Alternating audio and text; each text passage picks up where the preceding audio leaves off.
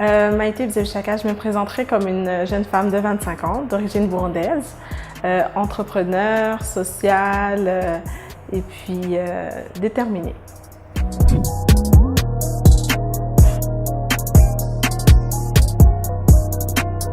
L'entrepreneuriat est venu au début de l'université, de mon année universitaire. C'est là que je me suis intéressée à l'entrepreneuriat, bien que j'ai toujours eu cette fibre en moi durant toute mon enfance, parce que mes deux parents ont de la fibre entrepreneuriale très développée.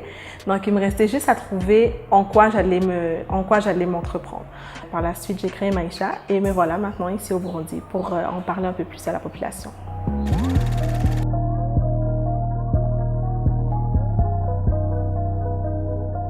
Je suis entrée dans une agence de mannequinat, je devais avoir 19 ans. Je devais avoir 19 ans, si je me rappelle bien, à Québec, dans l'agence Caractère. C'est par là qu'avec le maquillage, je me faisais souvent maquiller, donc je suis venue à m'intriguer sur qu'est-ce qu'on me mettait. J'étais curieuse à savoir qu'est-ce que je mets sur ma peau, comment c'est conçu, d'où la naissance de Maïcha. Mais principalement, Maïcha devait être une marque de produits non pas de cosmétiques, mais plus corporels, donc lotion, savon. Sauf que le maquillage, de par mon métier, de par mon entourage, est devenu la priorité.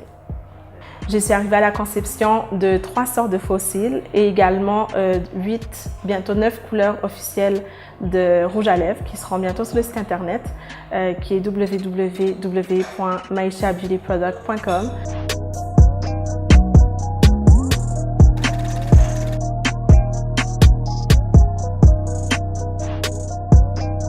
Un des principaux défis que j'ai relevés, c'était la confiance envers la clientèle, donc fidéliser la clientèle, présenter un nouveau produit. On sait que le marché des cosmétiques, c'est un marché qui est quand même assez saturé de nos jours. Donc, arriver avec une nouvelle gamme que les gens ne connaissent pas, c'était un défi principal pour moi. Donc, prouver aux gens que oui, c'est une marque qui en vaut la peine et que ça peut se comparer à bien d'autres produits qui sont sur le marché. Donc, ça a été un des principaux défis de mon côté. Également la persistance, parce qu'une fois que la clientèle est fidélisée, il faut être persistant, il faut amener de nouveaux produits, il faut continuer à leur montrer que la marque roule. C'est 2 défis principaux que j'ai rencontrés.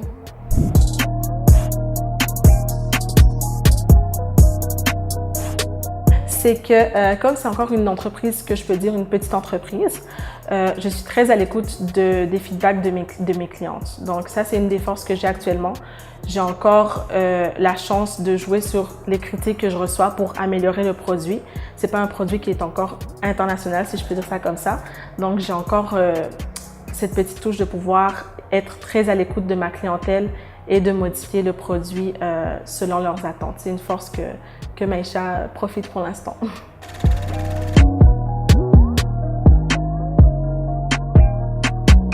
Moi, j'encouragerais les gens à favoriser plus la production locale parce qu'on est rempli de richesses ici. On a tout ce qu'il faut. En maquillage, on a Maïcha. Je dis ça par exemple. Donc, se tourner plus vers la production locale, encourager les nôtres, en fait, parce que c'est de cette façon aussi qu'on va faire persévérer l'entrepreneuriat chez nous.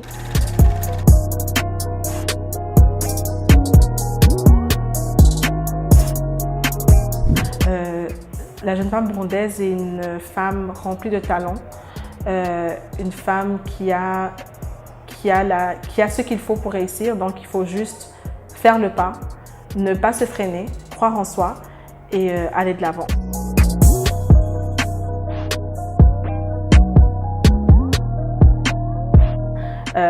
Nombreux sont ceux qui ont une vision, nombreux sont ceux qui ont des idées à partager ou à devenir entrepreneur tout simplement. Il suffit juste de faire le saut. Donc, c'est un des défis aussi qui est assez réel.